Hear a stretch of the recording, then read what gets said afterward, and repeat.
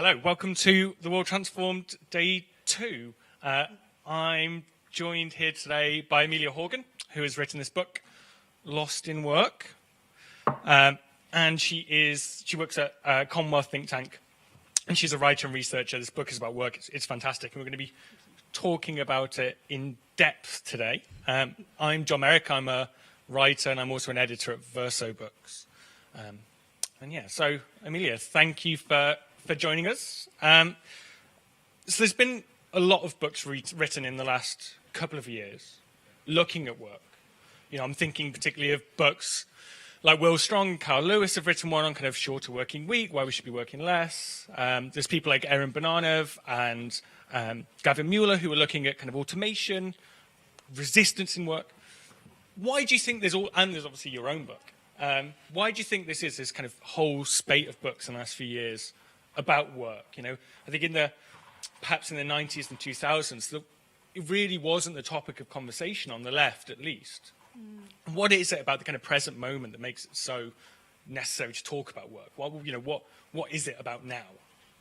Yeah, you're right. There's been like a whole spate of them, hasn't there? I think what's interesting to me is the way in which we have a decrease in the availability of kind of permanent full-time work, and at the same time a growing importance of a kind of pull of work, or I guess it's talked about in the kind of popular, because alongside these kind of, I guess, academic left theory books, there's a popular discussion of work and productivity, which presents these kind of hacks like, okay, here's how you write like the best possible to-do list, or here's how you do like those special like planners, right? And it's like, this is how you'll solve your problem. So on the one hand, we had this kind of popular worry, which I think tracks like real anxieties, which is based on kind of mastering your time. At the same time, we have a decrease in the availability of full-time, permanent, secure work, and more of a sense of a kind of responsibilization. So your tasks, which might have been in the past your managers, are yours, right? You have to kind of be a very cautious guardian of your human capital at all times, not just for your current job, for all future jobs. So that kind of temporal anxiety, I think, suffuses a lot of work, which is perhaps why, even though the availability of work is decreasing, its importance psychologically is deepening. I guess there's perhaps a way in which there might be a feeling that work is a way of politicizing everyday life, right? And it might be a way in that makes a lot of sense to a lot of people because, well, almost everyone has to work, right? So and it's the thing that we do most of the time, right? Yeah, and this is one of the things that animates my, I guess, my PhD research is that at the time I started writing the PhD, work wasn't really talked about that much in philosophy. Now it is a bit more, but there was this strange sense where this concern with freedom or this concern with domination that's present in most of the literature, like, isn't there for the activity that people actually spend most of their time doing, right? So I guess there's a few different elements to why it's becoming popular now. I think the pandemic showed two things. One was that people, an intense polarization of work. So you had people who were able to work from home versus people who were doing that kind of background logistics work, delivering their Amazon packages, or people working in like food preparation sites, which have been linked to loads of COVID outbreaks. So there's that thing, that intense polarization.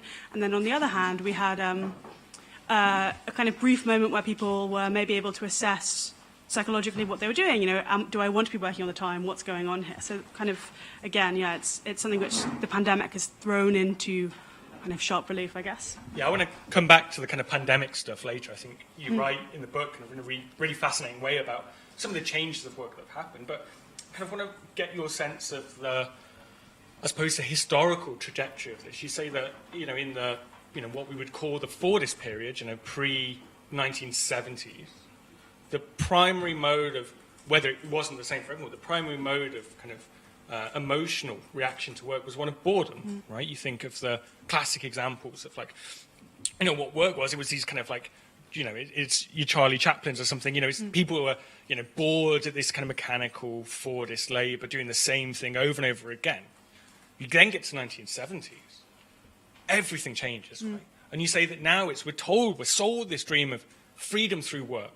And you talk about kind of the kind of some of the effects of that, and you mentioned before kind of life hacks and whatever else. But do you want to talk about that historical process and why did that change happen? What effects has it had? I suppose also on the left as well. What are the kind of consequences of that? Yeah, I think the history there that you sketched is super important. So we have, I guess, and of course there are always exceptions, and the way in which this pattern of work happened in the global north depended on extreme extractivism in the global south and so on. But if we think about Britain, for example, what we have is this kind of period we might term Fordist, where you have, as you said, like the dominant affect is one of boredom. You go to work, the you there tends to be a male worker who's involved in some kind of industrial work, and are paid enough that you get your weekends and holidays. And this is a kind of crude cliche, but let's say that this is a tendency rather than like a total description of the time. And then you have the breaking of those industries, deindustrialization, breaking up of trade unions, really regressive anti-trade union legislation, and then you have the rise of low-paid service sector jobs. And that kind of replaces in some ways that work. And this is a global story as well as a story of Britain, but it's particularly sharp in Britain in some ways. So you had the majority of jobs that are created nowadays tend to be low-paid, part-time, in the kind of broadly described service sector. And with that, as kind of expected in a way, you have more anxiety about looking for work, less control over time.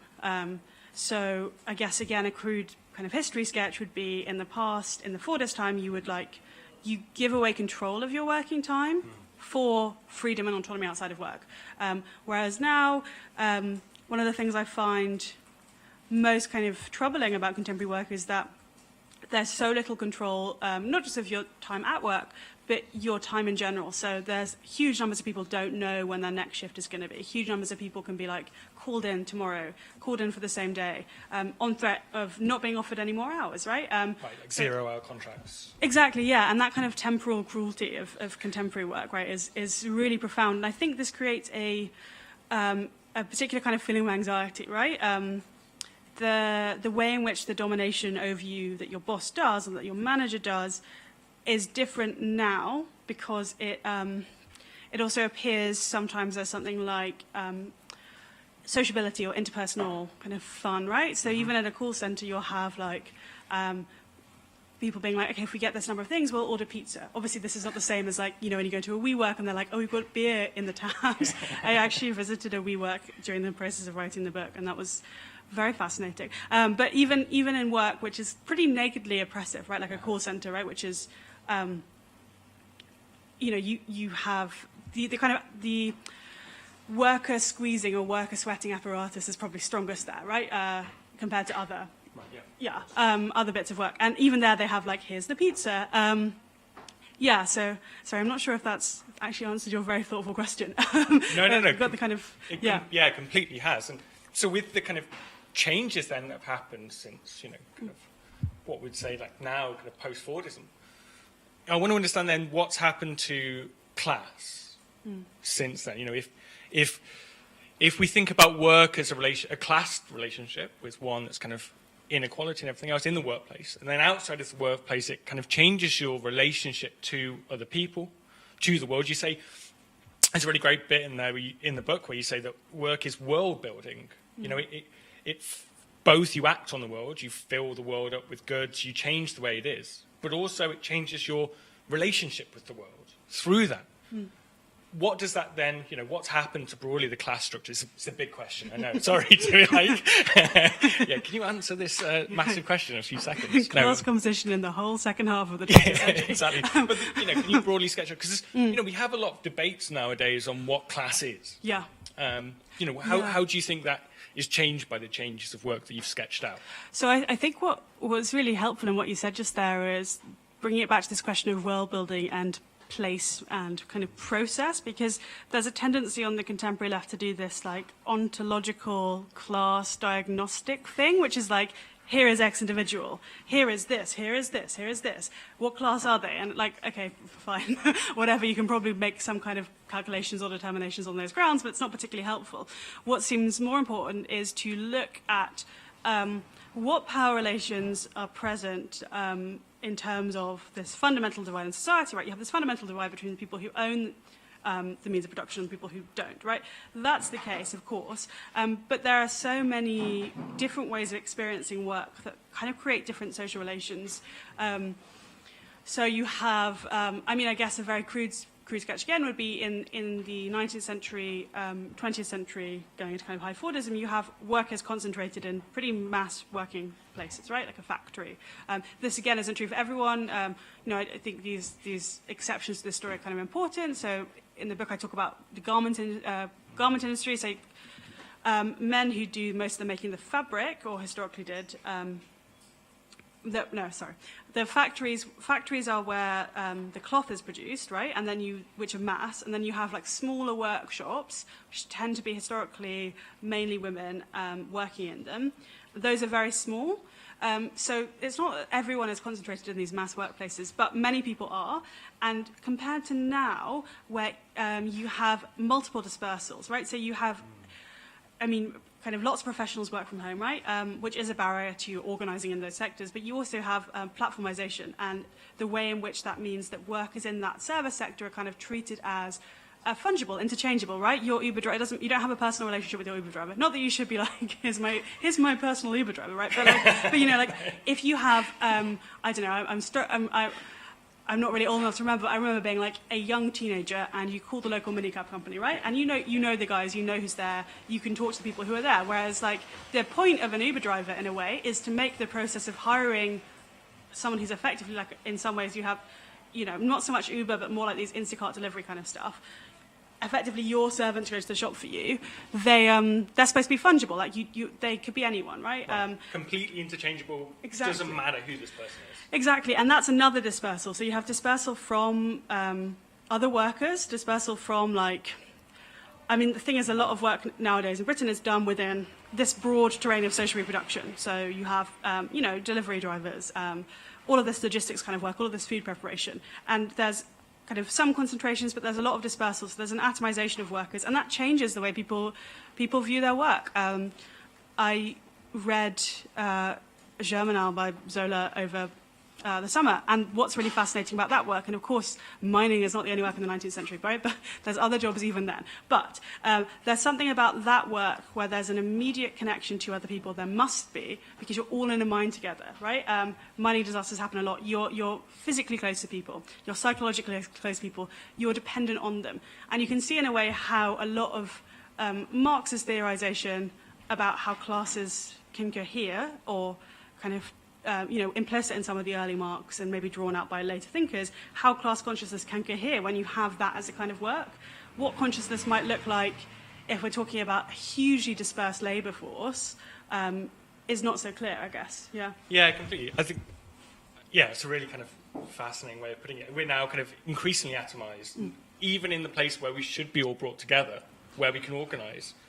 Even there, we're atomized. You know, it's not just we're individual atoms, kind of liberal individuals, kind of banging into each other. We're not even banging, right? Yeah. Anymore. Yeah. We're just kind of in our little pod. So, and this is something that's really, I mean, we've seen so much more in the pandemic. You know, she brought up kind of working from home.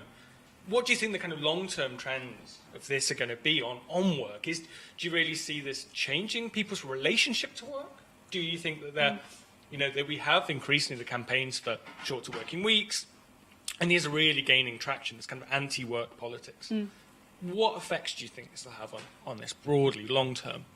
Yeah, I think on the working from home point, what's interesting about that is, in a way, the desire to work from home also comes from a desire to escape surveillance, right? This mainly applies to before the pandemic, but it still maybe does. You can work from home and you can do tasks when you want to do them, right? You don't have someone saying, have you done this? They can email you, but you don't have to reply. So there's a desire for a kind of autonomy over one's own work, which comes from that. That's something which is only really afforded to particular kinds of office workers who have the chance to move between tasks as they want to. So I think, but I think this desire comes from a kind of real yearning for control. The worry is that it just reinforces this dispersal of workers. So if your only way to talk to your colleagues is through like your work's Slack or your work's Teams or whatever platform is used, how do you build those relationships, and how do you bring people into a union? How do you organize people? That isn't obviously clear. So that's one barrier. In terms of this move to reduce the overall work, I think I find those kind of campaigns really fascinating. I think a lot about the ways in which these different demands are made and how they kind of relate to each other. Because it's possible to imagine a reduced working week if we don't have increased union power, we don't have other elements of life which are decommodified, right? So imagine we just have 4-day working week, but we don't have increased public services and we don't have increased unionization. So we get like a few workers in a few privileged jobs who are able to have a bit of time off. That would not be good. But if we have these things in combination, so we have like something like a universal basic services, because one of the worry with having more times off or more time off without like decommodifying bits of life is that it just is like people just, you know, it's used for just generating more like spending, right? So the combination of those three things I think could be really, really powerful. Yeah, I think there is a real desire to, I mean, even things which are like those demands for legislation around like email time, even those kind of things I think show this way of politicizing time. And I think there's something really powerful about that, because I think that is one of the ways in which people feel the most frustrated about their work, is that they don't have control over their time. And that applies to people in, especially in the kind of lower tier of work, where like you're not likely to be on as good a contract, you're like, you don't know what your hours are going to be, that kind of thing. Yeah, completely. It's funny you were talking about kind of teams and so on. There was something I only noticed recently. So in kind of my work, we use, it's just like Gmail. But I noticed the other day at the top, it has this thing that says you're active when you're online there. And I presume like that means that my boss or, you know, someone else in the company can see that. And, you know, it's the same on Slack, right? It tells you when other people are online at the same time. There is these, you know, increasing kind of, you know, aspects of surveillance capitalism or whatever you want to say, you know, that seep into this working from home. I think the more you're on a computer, the more that can be logged. You know, you have all sorts of different systems. But, you know, in the book as well, you talk a lot about resistance coming through just wasting time. You know, like instead of, maybe this is an overly personal example, instead of working, you play Football Manager or something all day, or, you know, watch YouTube videos, or, you know, just kind of like muck about. Do you think that's going to be harder when we're all working from? 'Cause, I mean, the classic example in a workplace is, you know, you go and talk to someone at the water cooler. Like, you know, you spend 20 minutes having a chat with someone. You talk about someone in the book who took a longer route around the office to avoid being at work all the time. Do you think, you know, work from home will increase productivity to an extent that's, you know, bad for workers? So they'll be working all the time forever? Yeah, I think something like that is possible. I think one thing that, one countervailing tendency to that is there is a real resistance to at-home surveillance.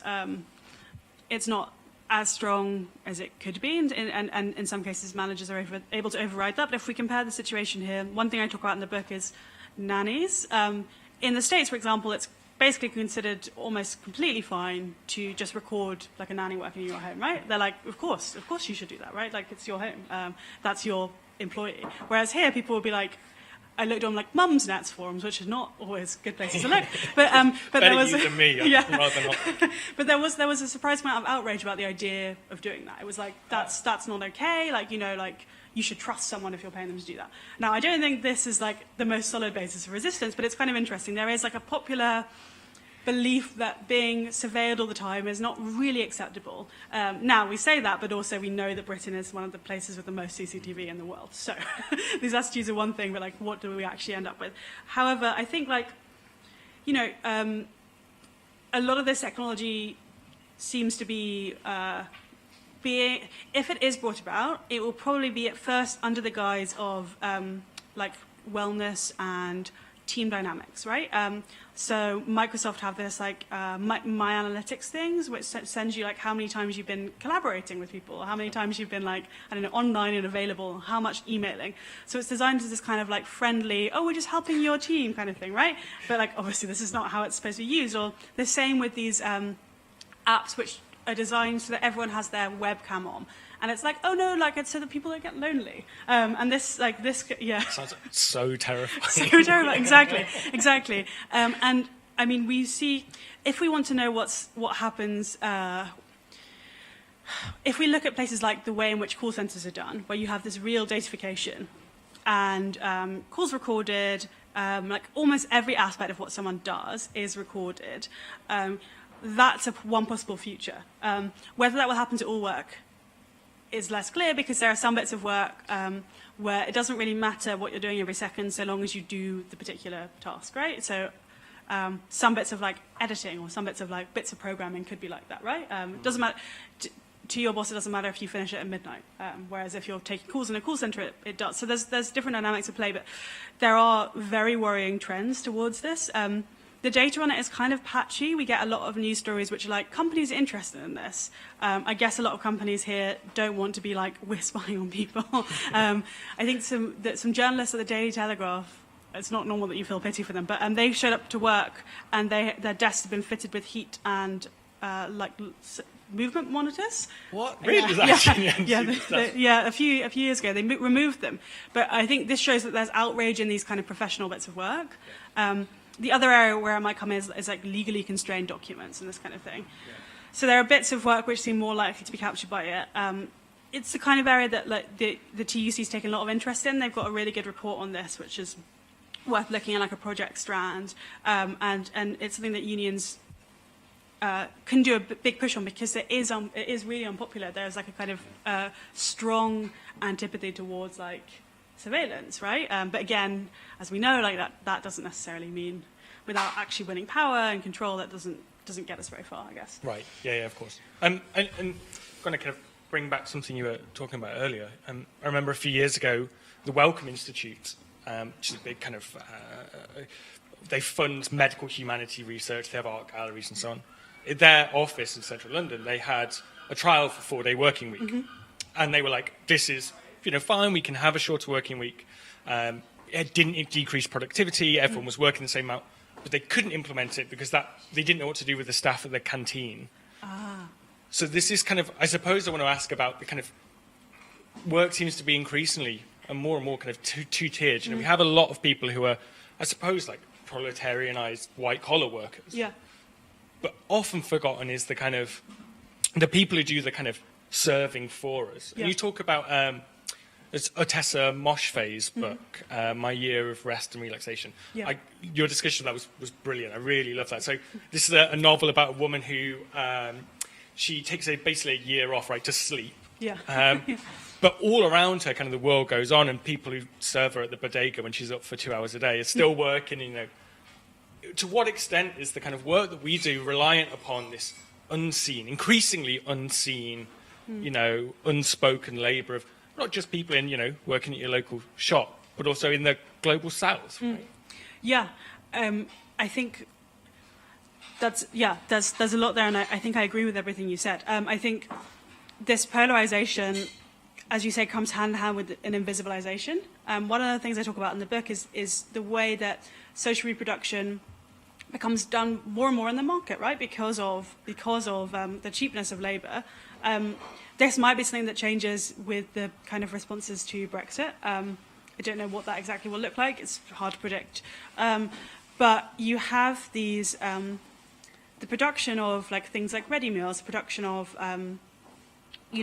concentration of things like dark kitchens where platform food delivery happens. So they kind of concentrate bits of food production in those. Right, so dark kitchens being like, they're just like people's houses or no, so it sounds more like conspicuous and spooky than it actually is. I think what it is like, so originally on like something like Deliveroo, right, you have like the delivery driver goes to Oaxaca or Pret or whatever the restaurant is, picks up the food and goes. When there are enough deliveries to a given place, they collect the kitchen staff into a bigger place which does lots of different restaurants at once. Okay. So there's no interaction with the shop fronts. There's a kind of fake shopfront in a way, right, basically. So you get this kind of background concentration and deeper invisibilization. I mean, we saw it in the pandemic to an extent, right? So you had a lot of, and rightfully so, like a lot of celebration of NHS workers. But NHS workers tended to be conceptualized as doctors, nurses, not hospital porters, not hospital cleaners, right, who often were on the brunt of it just as much and often on really shitty contracts. So it's the invisibilization and the way in which the kind of current setup of social reproduction depends on extreme inequality at home and globally. Yeah. Okay. Yeah. There's also you've mentioned quite often this idea of social reproduction, and you mentioned in the book, but I imagine a lot of people won't know what kind of social reproduction is. It seems to cover a lot. Do you want to kind of tell us a little bit about what social reproduction work is, which is increasingly kind of, more and more of jobs that kind of come available are aspects of social reproduction, right? And it's also, that means that it's not the kind of male and, white collar, blue collar workers, but they're not also working in offices. It's a kind of feminized labor force, right? Yeah. So in the book, I guess social reproduction theory is a way of thinking about the reproduction of two different things. The first of which is the reproduction of society as a whole, and there are different ways of thinking about that. Some come from thinkers like Althusser, but kind of taken in a feminist direction to think what are the kind of institutions, what are the kind of practices that reproduce society kind of materially and ideologically. And the other is shorter reproduction, which is the reproduction of labor power every day. So who does the feeding, who does the clothing, who does the washing, and so on, so that people can go back to work every day. But then also this question of how the society reproduces itself as a class society, as a society premised on all kinds of inequalities. And I think one of the things I wanted to talk about is, I guess sometimes the discussion of social reproduction gets stuck in this way of valorizing it, not in the sense of thinking about value in terms of, exchange value, but in terms of saying this work is good. And I think it's complicated, right? Because you do want to say this work is unrecognized, this work is often unpaid.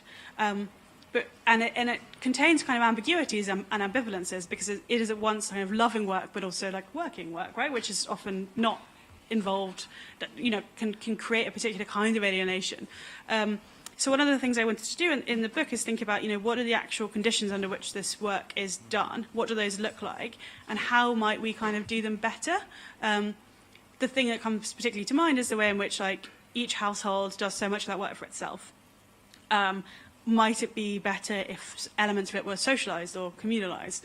So like childcare or... Exactly, right? And this is one of the first, I think there are 4 demands of the first Women's Liberation Conference in Britain. It's like free contraception, free abortion, free 24-hour childcare. And this is the only one that hasn't been, the others have been kind of partially realized because abortion rights are still quite restricted. But free 24-hour childcare is possibly one of the most, if there are demands which could make kind of non-reformisty reforms, this could be one of them, right? Because it would have to change the way the whole society is set up. I guess someone could say, doesn't that just then mean that everyone can work 24 hours? So maybe it's not, but it has the potential to, yield some really interesting results. At the moment, we have a system of mainly privatized nurseries run. We have a really great interview, I think, on Commonwealth's website about this, about the way in which these chains are super indebted and super kind of the conditions the workers are poor. COVID has thrown them into kind of even more jeopardy. They could go bust. They're hugely expensive. And it's one of the most expensive in Western Europe and America or something. Yeah, I think, and they are, the people who benefit are these massive nursery chains, basically. Right. No and similar with kind of care work as well, kind of elder care. Yeah. Insanely expensive. When you can get it on the NHS, they're constantly trying to get rid of people. It's, it's a pretty dire state of kind of care, right? Yeah, and I think a lot of us will either have experience of relatives in that situation or have seen how this stuff plays out if you have been to, have had an interaction, even in A&E or even in just kind of trying to access any treatment, just the way in which a couple of things happen. One is if the kind of general invocation of the fact that if you can go private, you're kind of encouraged to, right? Or you're told, this is how much this costs, or you're constantly reminded how much you're costing, how much of a burden you are, and also really sharply differentiated by place health outcomes. So kind of big teaching hospitals in London or bits of the southeast versus other bits of the country, the treatment you'll get there is very different to more deprived parts of the country. And just, these outcomes are really terrifying. And this is what we see in the care sector, plus even more of these private finance incentives, basically. Yeah, no, completely. It's I've had my dad in the last year has been navigating the care sector, and it's really kind of an unpleasant experience for like everyone. And thinking about care and health as well.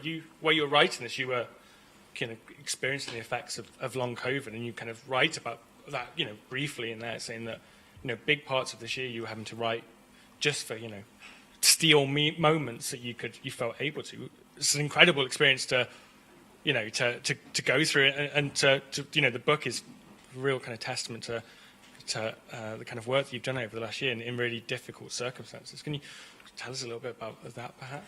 Yeah, I mean, I think I was extraordinarily lucky with that, because I had a very supportive partner, very supportive work, and I was able just to take loads of sick pay and focus on getting better. And that's just not a situation for the majority of people.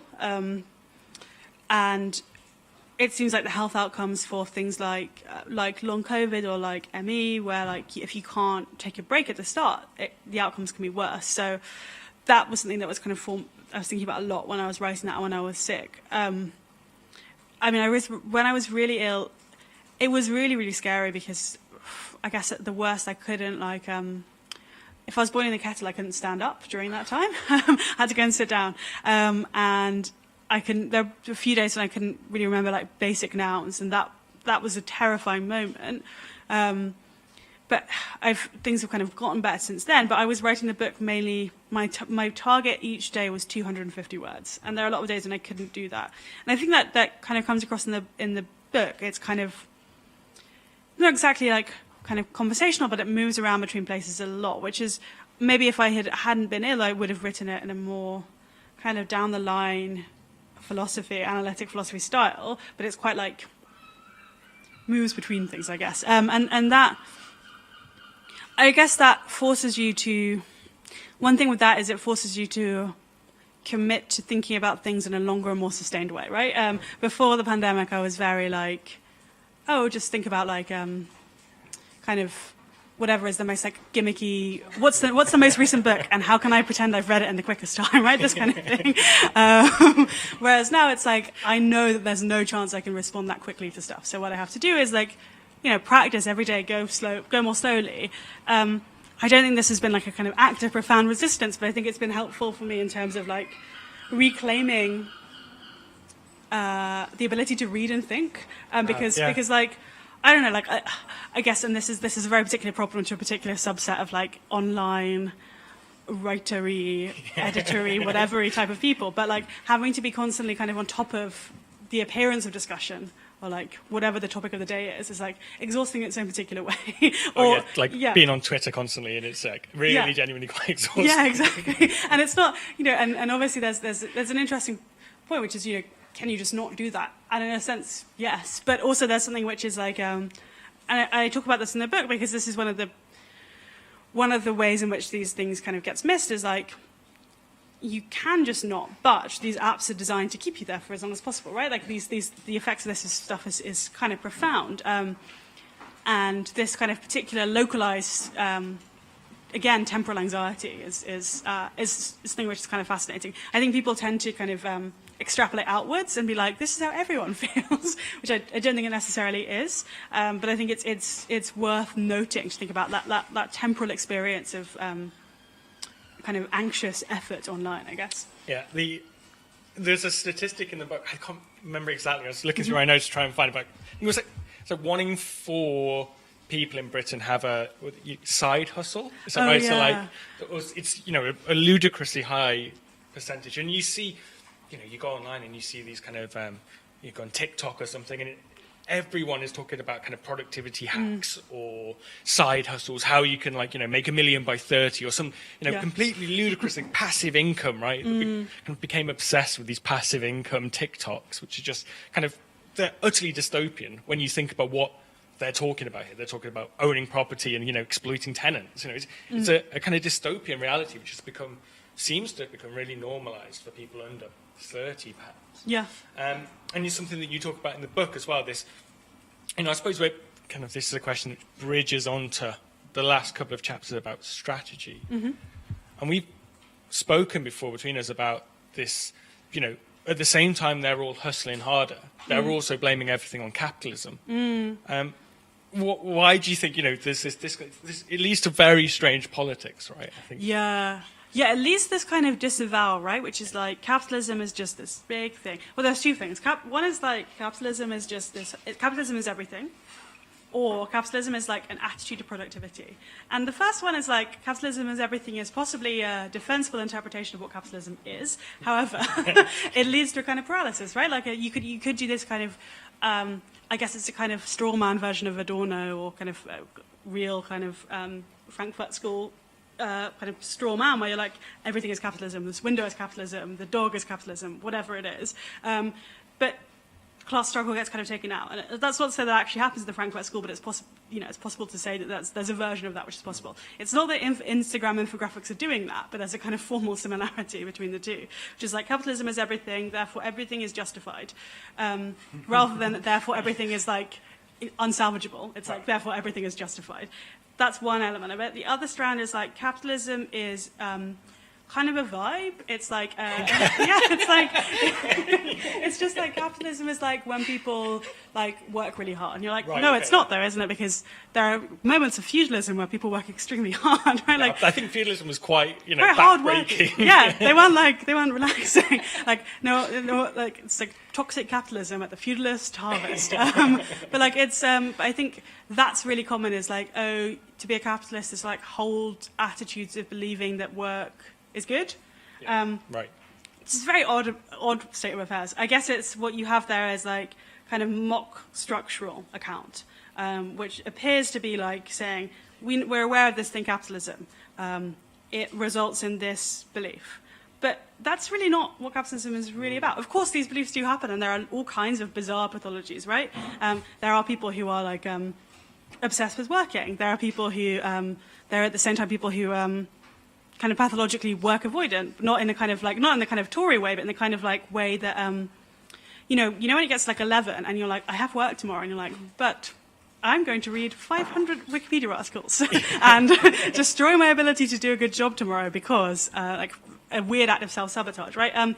So capitalism does create these things, but there's this kind of invocation of capitalism without thinking about what are the actual underlying relations that make this thing, what is special about this thing, and how do we change that, right? It's just like, we just need to like make people believe that they're worth more than their productivity. And that's a nice idea, but also fundamentally people aren't. Capitalism means that they're not, right? So it's one thing to say you shouldn't feel like that. Okay, perhaps that's helpful, right? Like often you can feel like, oh yes, it's fine, I didn't get enough done because, I've got other things I'm doing in my life. But it doesn't change the fact that, like, ultimately, under a system based on markets, based on wage labour, you actually are worth that. There is a straightforward connection between the two, right? So you can't like wish it away. So I think these kind of yeah, I can tell my boss I'm not worth only my productivity. I'm sure they would love that. They'd be like, yes, that's interesting. Here's your P45. Yeah, exactly. So it's like it's a kind of desire for escape, but without thinking about what actually might build power. What are the conditions for being able to exit, right? There's no kind of serious thought about that. And I think it's there's a few reasons why this might be the case. One is that it's just kind of it's just trendy, right? It's a trendy thing which like Instagram infographics kind of, they push people towards making more radical claims. Or claims that appear more radical without necessarily having much substance. The other is it could be, one way to think about it is that the kind of resurgent populist left in Britain and the States hasn't, the kind of political consciousness has not yet caught up with the kind of like the level of resurgence that happened, that it's lagging behind, and that perhaps we could have, like the left could have done better in like trying to get information out there that was more than kind of just slogans. I mean, for example, I guess this is Jamila Jamil, the actress, did this. Do you remember this thing a few weeks ago? Or maybe it was even longer. She did this thing being like, I just want to produce content by/for socialists. And people were like, oh, this is fine, you know, it's good to raise people's consciousness. But like, what are we raising people's consciousness of? What is this notion of content for/by socialists? And I think, again, this comes back to these recent very popular books about work, like this Millennial Burnout book, for example, where the purpose of critique is like is that you identify with what's being said and you go, oh, that's me, I see myself in that. Well, what's the point in that? Right? That's step one, or maybe that's the first. Like, that's putting on your shoes, right? Right, yeah, yeah. You haven't got out of the even house started walking yet. Exactly. The political position. Exactly. So like that's where it gets stuck, because that's the kind of stuff that algorithms, mainstream publishers are interested in, because that's what sells, right? Maybe that's too crass a reading of it, but I think that's a real problem we face. Yeah, this is why you should buy books from Pluto and Verso and Repeater and other left-wing publishers. Just a little drop in. So I've got some questions now from people watching. So this is, and I suppose we're all, you know, and from my discussion just now, we're moving towards the question of how do we get away from this? You know, we've painted a picture of the contemporary world of work and how we got here, but how do we escape? So this is from Brown Cow. And they've asked any thoughts about cooperatives, more specifically why they don't flourish, given that studies show that they have greater productivity, greater job satisfaction, and so on. You know, what is it about kind of cooperatives, and what do they do? You know, and I suppose maybe you can kind of talk about some of the work that Commonwealth does here as well, and kind of bring in. Yeah, so Commonwealth does really great work on this area, thinking about alternative models of ownership. And I guess thinking about the ways in which existing models of ownership prevent the flourishing of these things to an extent as well, right? So as to why co-ops don't always get off the ground, I guess the problem is scalability with a lot of this stuff. If you are one competitor against all of these other firms which have better access to private finance, which have no qualms about kind of really sweating workers and so on, like that's a fundamental challenge. I guess, yeah, it's thinking about what are the ways in which extractive and exploitative models of ownership, like what are they based on, what property relations do they come from, rather than just thinking, you know, we've got these kind of, how do we like, yeah, I mean, presumably there are all kinds of barriers to setting these things up too. It's not an area I know a lot about, but I know we have done, and we did a Commonwealth event about it, which I think is on YouTube, so people should watch that. So people should look at the Commonwealth YouTube and their website. And their website, there's, yeah. And so the other kind of, big kind of topic of debate recently in terms of strategy is this demand for full automation. You know, this is, we just kind of, we make the robots do all the drudge work and we just kind of enjoy our life of luxury. And you're slightly critical of that in the book. You know, you say this is broadly a demand that's, it's not a bad one, but it's not what you would want. Yeah. Do you want to talk about and you really focus more on the question of I suppose, power, right? And where that lies. Yeah, so I think there's something to be said about these really fantastical stories of automation, right? Whether it's like Aaron Masani's book or the kind of more centrist versions. I think the ability to write a book like that and to imagine a future like that is something to be like really is really powerful, right? I definitely can't think in those terms. The kind of thinking I do is more like conceptual tidying up. So there is something to be said about this, like demand to, I guess, following the Sandacek and Williams thing, like invent the future, imagine the future, to genuinely do that. But I do think, as important as those provocations are, there can be a kind of, there's a worry about, like, are we paying heed to the ways in which these technologies are used now? I think Phil Jones's book, Work Without the Worker, which is coming out really soon, right? I think it's out in a couple of weeks. Yeah, a couple of weeks. Very good. So, yeah, what I really like about that is that it points to one of the most hidden bits of this kind of automated AI work, which is that the people who feed in bits of data, often in like tiny jobs, historically paid by voucher rather than even money, really predatory model where NGOs kind of prey on workers expelled from work in the global south. So that is like one really important aspect. There's that hidden element of it. I think, there's paying heed to that, paying heed to the way in which these technologies are used for control, the way in which what seems more likely to me is we'll get like an augmentation of existing work rather than a full automation. So again, if we go back to call centers, because people are able to be relational in a particular way that machines are not yet good enough at.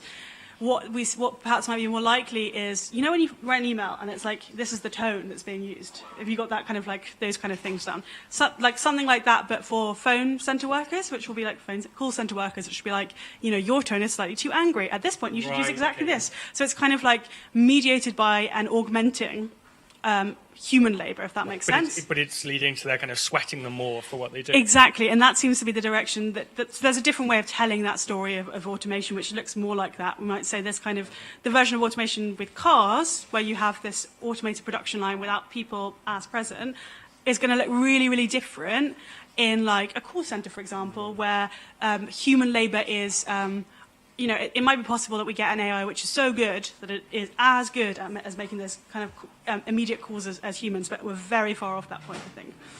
We've got another question from people watching. It's from Jonathan, and it's a big one. Okay, let's see if we can do it. What is it particularly that prevents people seeing work in the way that we've been talking about today? You know, what about kind of the false consciousness of work which makes it so hard to realize the actual power relations that are going on there? Yeah, I think and this is a great question. I think a couple of times I've been talking about the book, people have brought up Laurent Ballant's notion of cruel optimism as a way of thinking about this. And I think their idea is really helpful here. So the idea is something like, this thing which is presented to you as the thing you want actually frustrates it. And in this case, it'd be work promises freedom, but it frustrates freedom. And I think one way in which contemporary work is particularly pernicious on that front is that some of it really presents this idea of like the team or sociability. And it feels like that thing will always be in the future. I mean, another element is pretty crude, which is just that there are a few other things that people can do, especially as the kind of social institutions, social fabric is deteriorated. People look for meaning, right? And if the main thing you do is work, that's going to be the thing you find meaning in. So I think it's not entirely that people are duped. It's that people are meaning-seeking creatures, and the options that are provided to them are limited, but they're going to try and find meaning in those. And then that meaning will be kind of disrupted, not in kind of Silicon Valley sense, but in the sense of like frustrated by the actualities of work. But yet the promise of work, as you know, there's often a lot of people will complain about a job, but think the next one won't be better, rather than the power relations. And a lot goes into masking these power relations, right? There's a kind of pretense of an equal society, a pretense of a meritocratic society. We're not yet in that situation in the States where, like, you know, everyone is like a temporarily embarrassed millionaire, right? We're not yet in that situation, but there is a real pretense, and it has been deepening, and the ideology around austerity, the ideology that justified austerity, deepened this further, I think, which is that if you work hard, this was in Keir's essay, wasn't it? Keir's missive. If you work hard and play by the rules, you'll be rewarded. Now, this is a ridiculous claim. First of all, what is work hard, right? Well, secondly, what is play by the rules? And also, this isn't the case, right? So I think that's another example. It's kind of meritocratic, cruel optimism as well. But it is a deeply held belief that many people have. Also, people also might be making a calculation. They might be thinking, yeah, I know it's shit, but what am I going to do? The union isn't particularly active here. I'm in this job for 6 months before I go and work in another pub. And there are some really cool bits of work to revitalize trade unions in those sectors. So Sheffield needs a pay rise. My mind is so damaged by reading about how bad work is that it always corrects Sheffield needs a pay rise to Sheffield needs a pay cut. Because I imagine the word pay cut before I imagine the word pay rise. But it's called Sheffield needs a pay rise. Very different campaigning. Exactly.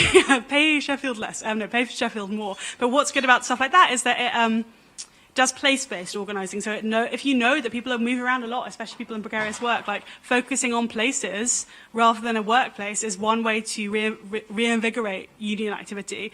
The same with something like Better Than Zero. So that's a Scottish TUC initiative. And like stuff like this is one way to reinvigorate it. But people also might, it's kind of ideological justification of work and also of meritocracy, which kind of lead to this false consciousness. The other is just that people might genuinely be making a rational calculation, right? Like it's a lot of risk to take on, especially you're in a job where you won't be guaranteed hours. If you're not guaranteed pay, you're kind of fucked, right? So people might also be making a semi-rational calculation in a lot of workplaces. So this kind of leads on to another question we've got sent in. This one is from Broseph Stalin. Shout out to Broseph Stalin. And he asks, do you agree with Marx that workers are the agents of history? Yeah. Right, thank you. I mean, I guess this is a claim that is, I mean, coming back to the kind of conversation, the bit of conversation we had earlier about who are the workers, that might be where people disagree, right? But it seems like absolutely yes, that has been. And when we talk about the protections that are present in work, these haven't been gifted from on high, right? It hasn't been benevolent managers being like, here you go, here's your holiday pay. It's been people fighting for them and fighting for their lives for very basic protections. And yeah, so in that very real sense, and then every day, if we come back to the much more minor acts of resistance, so you know when you're at work and everyone knows that a task takes way longer to complete than you all let on, right? Like I don't know whether that's like a particular way of doing an email or a particular way of like polishing a spoon or whatever it is, you'd never let on that it takes much longer than it does. Even this shaping of like the immediate world at very different, at all scales, workers make the world, I guess. And history too, yeah. Yeah, great, brilliant. There's another one here, which is, so Robert Owen coined the slogan, 8 hours for labour, 8 hours for recreation, 8 hours for rest. Mm-hmm. Do you still agree with this? Is this still what we should be arguing for? And if not, what should we be working towards? Yeah, people give lots of different numbers, don't they? You have Keynes was like 3 hours a day or something. What's your ideal working time? It's like I personally am extremely lazy, but I like to imagine that under a very different way of producing, I would be less lazy. But who can say? But I think what's important is also that this will be kind of collectively demanded and would depend on the kind of potentials of any given society. So, technology might make it possible to do a lot less work, or it might make particularly drudgerous tasks eliminated. That's one thing as well. Like this, we can invoke a kind of notion of drudgery, tasks that are like so boring, so boring, are unable to yield any kind of reward that we might want to be like, we must find a way to get rid of these. So it's as well as the amount of time, it's the amount of task, the type of task. One thing is like, again, back to the social reproduction stuff, is like cleaning involves this very particular temporality of like wiping something will get dirty quite soon. And there's something particularly frustrating about that as well. And I want perhaps kind of good time to kind of wrap up. Now we're talking about the end goal, what we should be asking for. But you have this quote that you you start the conclusion with from Raymond Williams. And it's, I've got it here, the task of a successful socialist movement will be one in which feeling and imagination, quite as much as one of fact and organisation. So that's, there's something, there's a goal which isn't just kind of like brute kind of empiricism or fact here. It has to kind of play on the imagination. Why particularly do you choose this quote? And what kind of, what is that vision that you're kind of talking about here? So I think one thing I wanted to do in that conclusion is think about strategy. And left strategy tends to focus on two things, which I think are slightly unhelpful. One is to think, how do we communicate the message without thinking about what the message is and like what communicating it might mean. So it's like, here's the line. And now that it didn't work very well, but you can see why it was attractive during a period of election mobilization. But it tended to focus on just like, how do things appear rather than how do we make people feel? How do people get involved? Like, what are the kind of affective experiences of contemporary work or of the left and so on? It kind of stayed at quite a very like comsy level. The other is that I wanted to, I guess there are two kind of camps in the work debate. One is just like this very like, we just need to rebuild the unions and it will somehow we'll be able to go back to before the 70s. And the other position is like, everyone should just be able to do everything they want all the time. And I wanted to say, look, both of these positions like have something to them. They come from very real experiences of work. Like there is a real strong yearning for just rebuilding that trade union movement, but it's not easy. It's going to take a long time. So we need to think about what are the ins into doing that. Like, how do we get people involved? And some of that means that like thinking about what people want from work and what is it about contemporary work that frustrates those desires. So like the desire for autonomy, the desire for creativity, the desire for freedom over time. I guess it's kind of avoiding this tendency I tend to term school dinner socialism, which is like, you'll have it and you'll like it, it doesn't matter, you need to eat it up, rather than thinking, what would it be like if we had a kind of focus on like pleasure and desire and like democratic fulfillment of this and instilling kind of abundance, but also not losing sight of power, I guess, as well.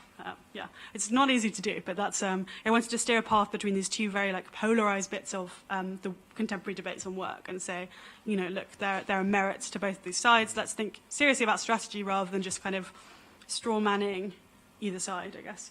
Okay, great. Thank you very much. So Amelia's book, Lost in Work, is available from Pluto Press now. It's really fantastic, kind of gives you a whole kind of introduction and the tools to kind of really think about work in a deep way. And remember as well, so that we can continue to put on events like this, please do donate to The World Transformed. There's a link below somewhere. But yeah, thanks very much.